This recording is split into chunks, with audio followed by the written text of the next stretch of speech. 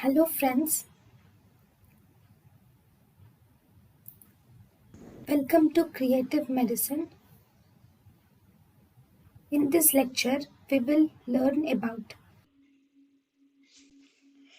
Bisferens pulse. Bisferens or pulsus bisferens. Bisferens pulse or pulsus bisferens. Here there are two systolic peaks are seen.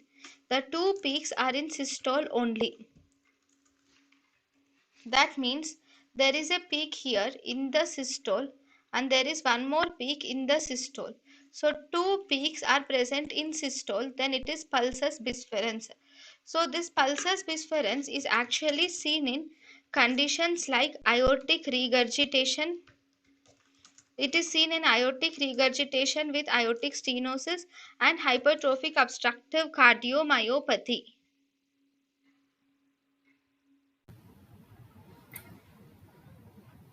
thank you and thank you for watching.